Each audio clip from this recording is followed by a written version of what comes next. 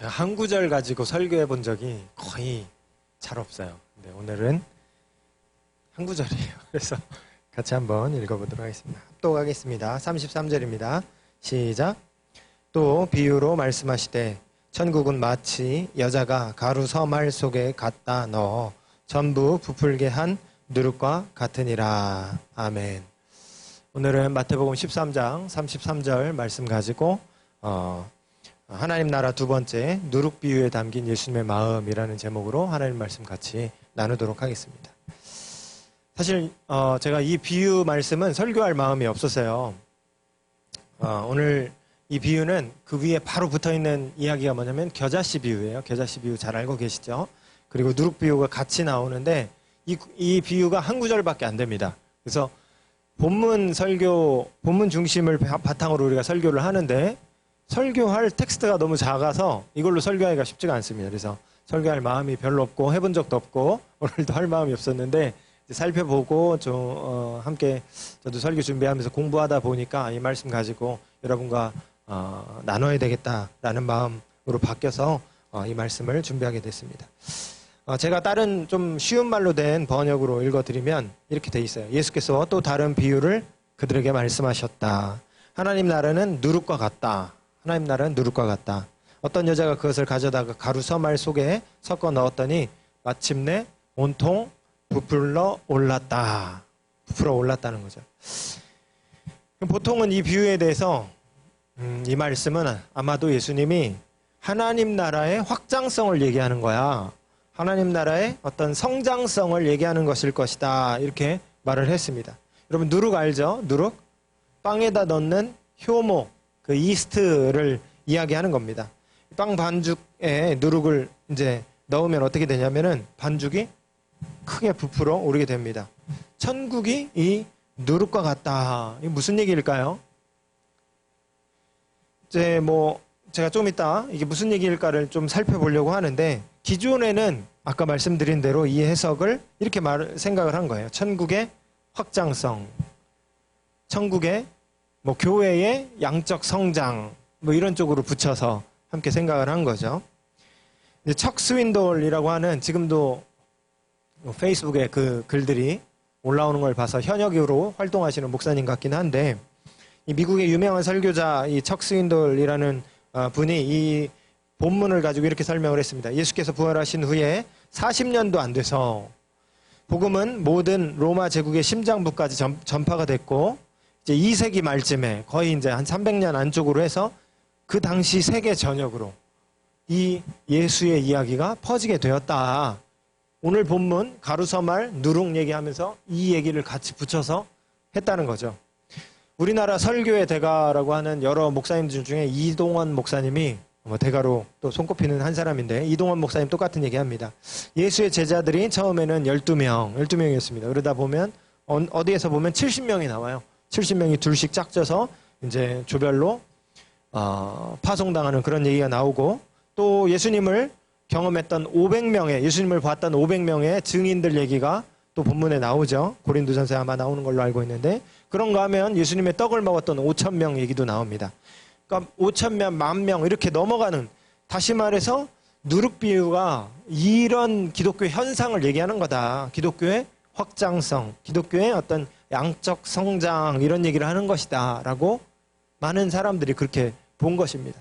물론 이 얘기가 틀리지 않았죠. 그리고 근거로 뒀던 얘기들도 성경에 나오는 숫자들이에요. 성경에 나오는 얘기들을 통해서 이런 얘기들을 하는 것입니다. 근데 정말로 예수님이 그런 의미로 누룩 비유를 말씀하셨을까 하는 생각이 드는 거죠.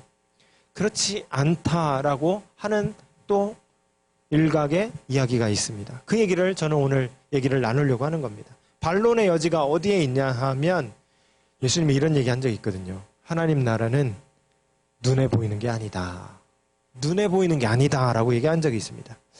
바리새인들이 하나님의 나라가 어느 때에 임하리까 묻거늘 예수께서 대답하여 이르시되 하나님 나라는 볼 수 있게 임하는 것이 아니요.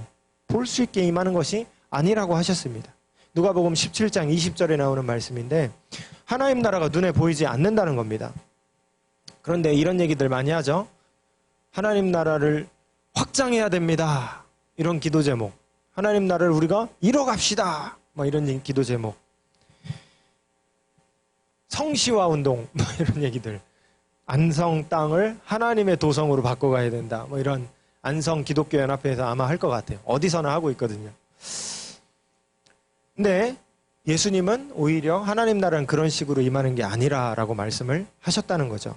제 대학원 때 신약학 가르쳤던 이제 권영경 교수님이라는 분이 계시는데 이분이 이런 얘기 했습니다. 그분도 똑같은 얘기 했어요. 사실상 하나님 나라는 이 땅에서 이루어지는 게 아니다. 이 땅에서 이루어지는 게 아니고 우리의 손을 빌어서 이루어지는 것도 아니다.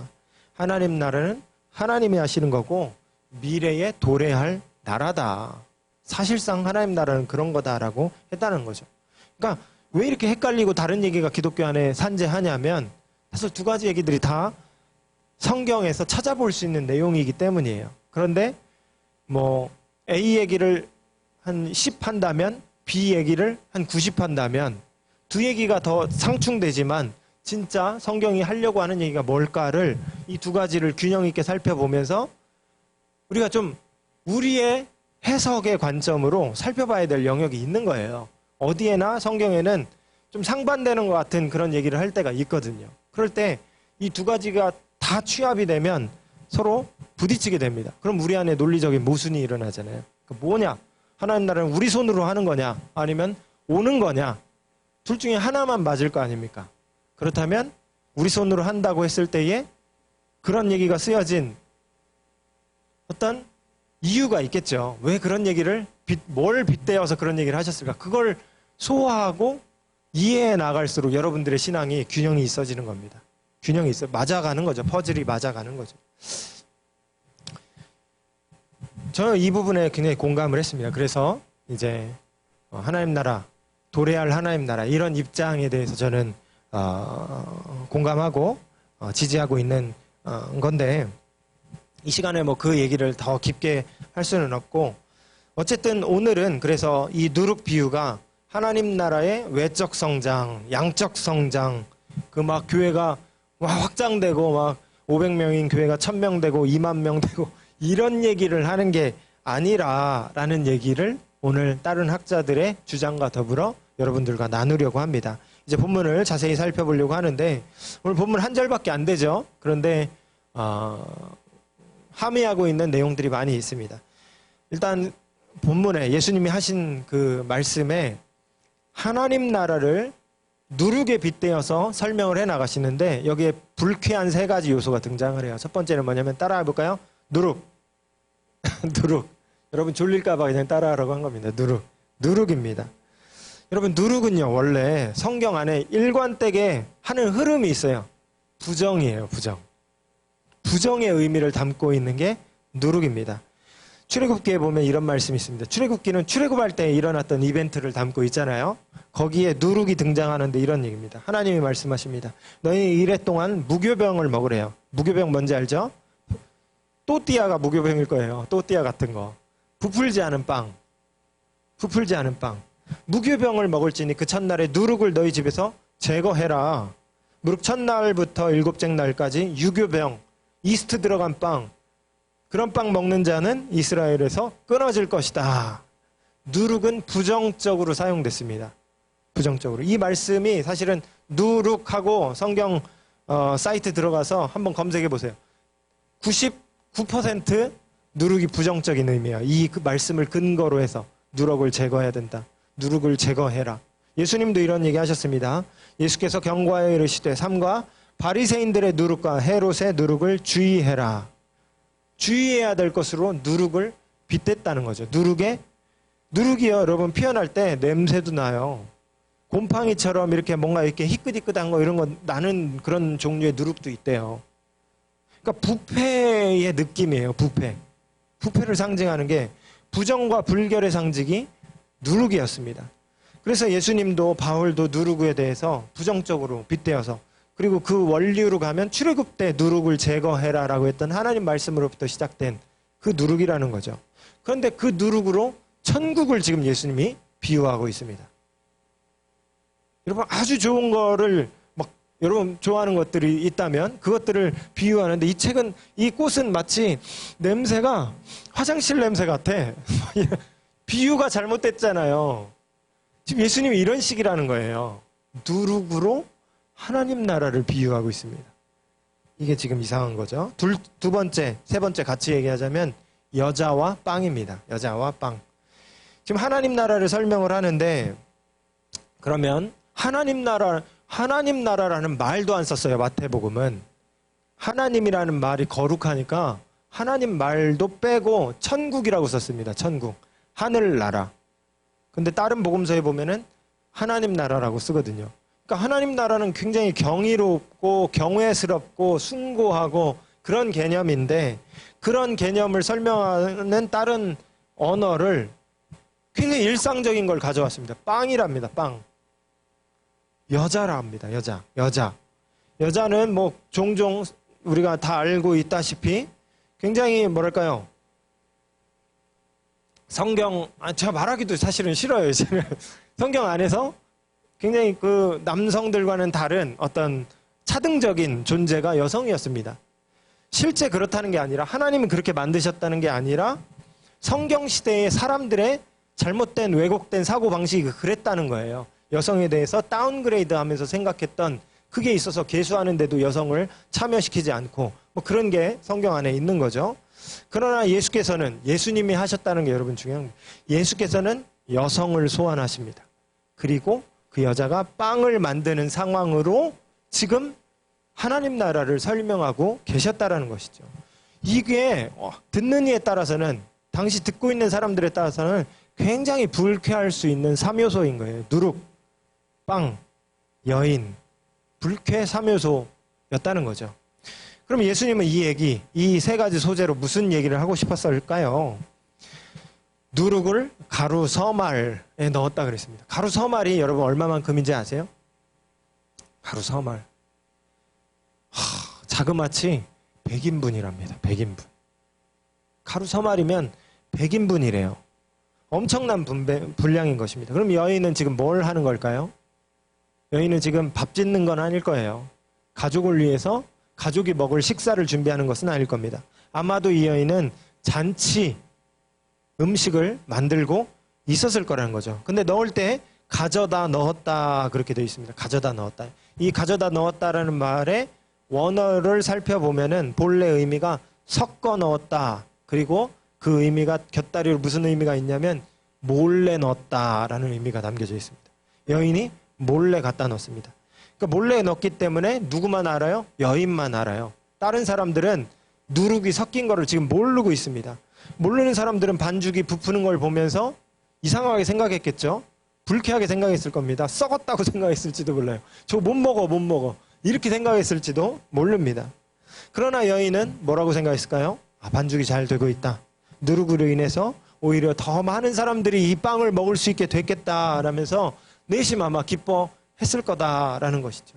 여러분, 누룩은 잔치하면서 꼭 필요한 음식 재료였습니다. 누룩 덕분에 잔치에 참여한 모든 사람들이 먹게 된다는 거죠. 배부르게 먹을 수 있게 된다라는 겁니다. 여러분, 하나님 나라가 이와 같다라는 겁니다. 겉으로 보기에는 부정해 보이고 일상적이어 보일 수 있지만 그 누룩 덕분에, 그렇게 보이는 누룩 덕분에 넉넉한 잔치가 된다. 풍성한 잔치가 된다. 많은 사람들이 와서 충분히 생명의 떡을 나눠 먹을 수 있게 되는, 그게 바로 하나님 나라다라는 그런 얘기를 지금 예수께서는 하고 계셨다라는 것입니다. 여러분, 이 비유가 굉장히 일상적인 소재, 일상적인 상황을 빗대어서 이루어지고 있습니다. 그렇다는 점에서 여러분, 이 잔치에 참여하는 사람은 누구였을까를 우리는 생각해 볼 수 있는데, 똑같이 특출나지 않은 사람이겠구나, 똑같이 평범한 사람들이겠구나 하는 것을 또 상상해 볼 수가 있겠죠. 여러분, 화려한 잔치는 아무나 갈 수 없습니다. 드레스 코드도 딱 이렇게 갖춰야 갈 수 있고, 일단은 아무나 거기에 접근할 수가 없는 것이죠. 지금이나 뭐 예전이나 높은 사람들만 참여할 수 있는 잔치라는 것이 있는데, 오늘 예수님이 말씀하는 잔치는 그런 잔치가 아닌 것 같아요. 그런 잔치가 아닙니다. 어떤 잔치입니까? 누구라도 올 수 있는 곳, 누구라도 마음만 먹으면 참여할 수 있는 잔치, 또 그곳에 가면 넉넉한 빵이 있고 그 빵을 나누는 간에 사람들 간에 웃음꽃이 피어나는 배부름 속에서 기쁨이 피어나는 그런 잔치가 바로 예수님이 말하는 잔치다라는 것을 우리가 상상해 볼 수 있다는 거죠. 여러분, 이 비유는 하나님 나라에 대한 당시 사람들이 갖고 있었던 편견을 깨부수는 그런 비유였습니다. 누구에게나 열려있는 잔치. 누구에게나 열려있는 잔치. 누구도 배제되지 않을 것이다. 누구도 배제되지 않을 것이다. 바리새인들이 생각하는 것처럼 율법을 잘 지키는 사람들만 갈 수 있는 잔치가 아니라 유대인들이 기존에 갖고 있었던 생각처럼 유대 혈통의 피가 흐르는 사람만 하나님께 나아갈 수 있다라고 생각했던 것이 아니라 하나님의 초대장에 응하는 사람이라면 누구나 들어갈 수 있다라는 내용을 전제하는 잔치가 바로 이 예수님의 비유에 나오는 잔치였다라는 것이죠. 여러분, 이 비유가 어떤 사람들에게는 어처구니 없게 들렸을 겁니다. 누구겠습니까? 바리새인과 서기관들, 당시 종교의 힘을 갖고 있었던 사람들이라는 거죠. 이들은 자신들만 그 잔치에 어울린다고 생각했습니다. 율법적으로 흠이 없는 자신들이야말로 하나님 나라에 들어갈 수 있는 자격을 갖춘 사람들이다. 이렇게 생각을 했다는 거죠. 그래서 예수님이 하시는 이 말씀을 그들은 받아들일 수가 없었습니다. 굉장히 모욕적으로 생각했습니다. 어떻게 하나님 나라가 그렇단 말인가? 여인이고 효모고 빵이라고? 말 같지도 않은 소리를 하고 있어. 이렇게 들었을 사람들이 바로 이 사람들이었다는 거죠. 그래서 그들은 예수님의 말을 받아들이지 않고 분노했고 그 나라가 주어진다 할지라도 거기에 들어갈 마음이 전혀 없는 사람들이 바로 이러한 사람들이었다는 것입니다. 이 비유를 생각해 보면서 철학자 베이컨이 했던 네 가지의 우상에 대해서 떠오르게 됐습니다. 네 가지 우상에 대해서 베이컨이 얘기하는데 종족의 우상, 동굴의 우상, 시장의 우상, 극장의 우상, 이 네 가지입니다. 종족의 우상은 인간이기 때문에 인간 종족, 우리만 갖고 있는 어떤 편견이죠. 우월감. 동굴의 우상은 개인적 특수성, 개인의 환경이나 개인의 어떤 배경으로부터 갖게 되는 편견이나 어떤 그 우월감 같은 걸 얘기하는 겁니다. 이런 두 가지는 개인적 특성을 띠는 반면에 시장, 극장의 우상은 사회적인 그런 특성을 띠는데 시장의 우상은 인간 소통에 일어나는 편견 이렇게 있잖아요, 여러분. 인간 소통 간에 일어나는 거기에서 언어로 말미암아 갖게 되는 편견을 얘기합니다. 극장은 권위에 대한 인식으로부터 말미암는 편견인데 이제 베이컨은 세상 체계들 저도 가끔 그런 거 느꼈습니다. 특히 군대 갔을 때 제가 그런 거 많이 느꼈거든요. 군대에서 하는 모든 것들이 장난같이 느껴지더라고요, 저는. 저 군정신이 투철하지 못해서 그랬는지 거기에서 군가 부르고 발맞춰 걷고 하는 모든 것들이 뭔가 막 이렇게 이게 아니라 그냥 소꿉장난하는 것처럼 느껴지는 때가 있었습니다. 마치 세상을 바라보면서 세상에서 줄 맞춰서 이렇게 막 나라가 돌아가는 것을 보면서 한편에서는 그냥 장난하는 것 같아요. 그냥 연극하는 것처럼 느껴지기도 합니다. 이걸 우상으로 베이컨은 일갈했던 것입니다. 이런 다양한 우상들을 통해 인간은 자기의 힘을 확장합니다. 그 체제 안에 들어가서 자기도 연극 배우의 한 사람이 돼서 자기도 그 힘에 기대어서 살기를 바라는 그런 욕망들이 인간에게 있다라는 것이죠. 그 우상을 진리라고 우겨대면서 거기에 권위를 부여하고 나도 그 권위를 갖고 싶어하고 다른 사람들도 권위에 순응해라 라고 말하는 게 바로 이 어떤 우상 시스템이라는 것이죠. 베이컨은 이런 착오와 편견에 빠진 이들을 우상 숭배자들이다 이렇게 조롱하면서 그런 것들 가지고 그들은 진리를 파악할 수 없다라고 말했습니다. 그러므로 이들에게는 새로운 패러다임 시프트, 새로운 사고방식의 전환이 필요하다 이렇게 말을 했거든요. 여러분 오늘 본문에서 예수님이 말씀하신 이 누룩 비유가 이와 같은 겁니다. 누룩 비유. 누룩이라는 세상 사람들, 바리새인 서기관, 그 사람들, 제사장들, 무리들은 도무지 이해할 수 없는 그 부정한 비유를 통해서 그들이 어떤 우상에 지금 빠져 있는지를 드러내시고 하나님 나라가 그들로부터 그들이야말로 가깝다고 그들은 생각했을지언정 사실은 그들이 굉장히 멀리 있었다라는 사실을 예수님은 지금 꼬집고 드러내셨다라는 것이죠. 여러분, 오늘 본문을 통해서 우리는 어떤 교훈을 얻어야 될까 몇 가지 생각을 해봤습니다. 짧게 이거 나누도록 하겠습니다. 첫 번째, 같이 따라해볼까요? 우리가 여러분 제가 페이퍼 드렸는데 우리가 그 평범한 사람들이다. 네, 따라해 주세요. 여러분, 저를 응원해 주시고 여러분의 잠을 깨기 위해서 우리가 바로 그 평범한 사람들이라는 거죠. 우리가 예수님의 초대장에 응했던 사람들이 보통 사람들이었습니다. 보통 사람들이었잖아요. 그런 것과 같이 우리도 사실은 보통 사람들입니다. 보통 사람들. 여러분이 보통 사람이기 때문에 보통 사람들이라고 지금 얘기하는 게 아니에요. 이걸 깨달았기 때문에 보통 사람이라는 거예요. 지금 여러분이 높은 위치에 있다 하더라도 사회적으로나 경제적으로나 여러분이 이걸 깨달았다면 여러분은 보통 사람인 거잖아요. 여러분이 낮은 위치에 지금 있다 할지라도 똑같습니다. 그러니까 보통 사람이라는 사실을 붙들고 사는 사람이야말로 그 나라에 합당한 사람이라는 거죠. 그러니 여러분, 우리가 어떻게 살아가야 되겠습니까? 그 평범한 사람이다. 내가 바로 그 평범한 사람이다 라는 것을 깨달았다는 것은 이렇게 이어지는 거죠. 우리를 초대하신 예수님의 하나님의 은혜를 기억하며 감사하며 살아가게 되는 겁니다. 감사하며. 그리고 겸손하게 살아가게 된다는 거죠. 우리가 바로 그 보통 사람이다. 이 사실을 여러분 놓치지 않고 살아갈 수 있는 저와 여러분 되기를 바랍니다. 두 번째, 우리는 진리를 품고 사는 사람들이 되어야 합니다. 따라해볼까요? 진리를 품고 살자. 진리를 품고 사는 사람들이 되어야 한다는 것이죠.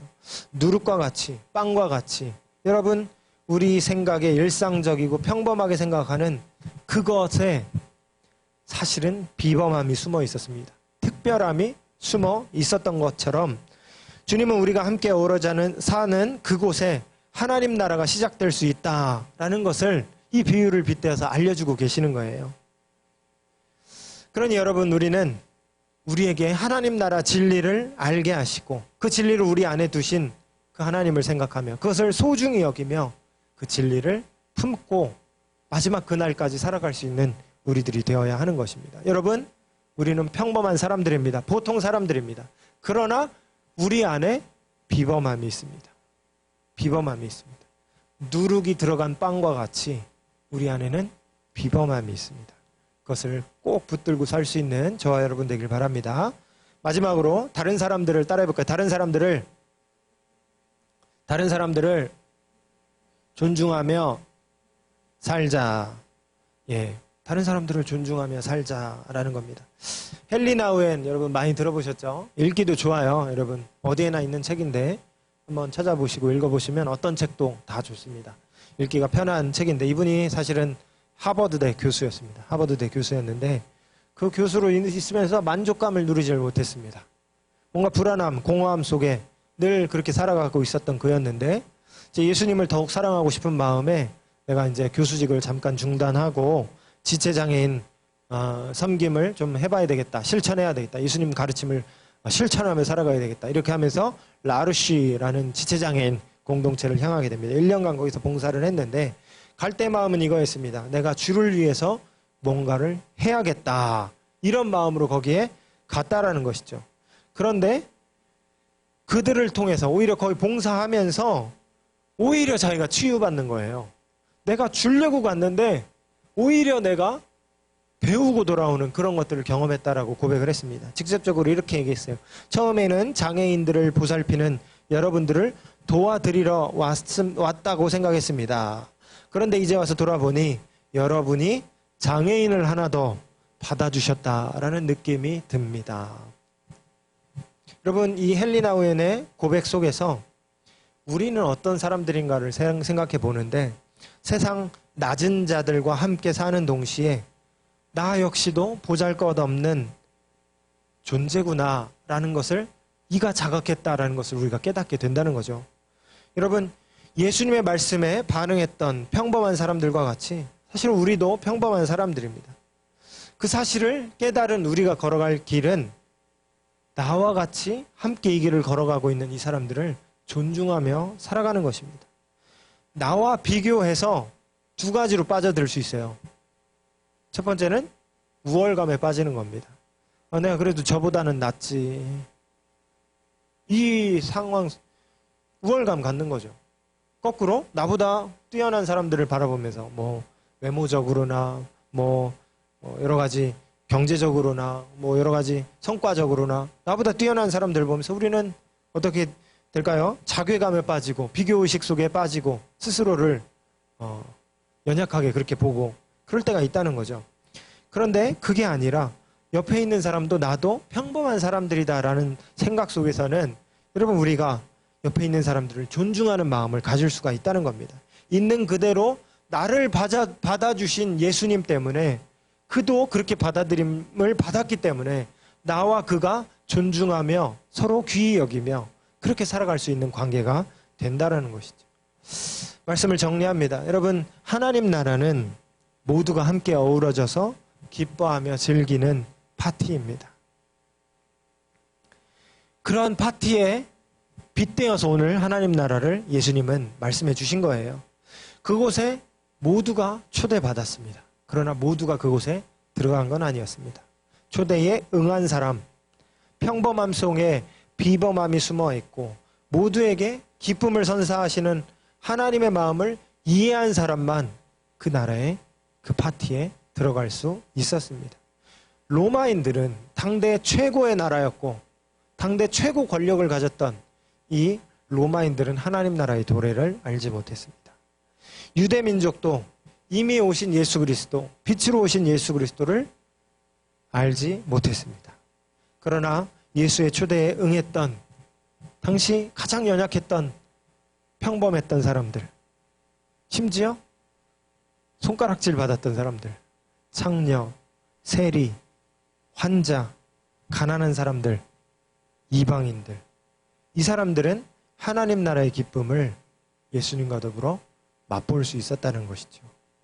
여러분, 저와 여러분도 그 나라의 초대장을 받은 사람들입니다. 그 나라의 초대장을 받고 그 나라를 향한 소망을 두고 이 땅에서 누룩과 같이 평범하게 던져졌으나 그 안에 담긴 비밀을 간직하며 그 나라를 향해 걸어가고 있는 사람들이 바로 저와 여러분들인 것입니다. 여러분, 서로를 바라보며 서로를 존중하며 예수님을 바라보며 부르신 하나님을 생각하며 그 나라에 이르기까지 우리의 여정을 계속해서 함께 할 수 있는 저와 여러분 될 수 있기를 간절히 소원합니다. 기도하겠습니다.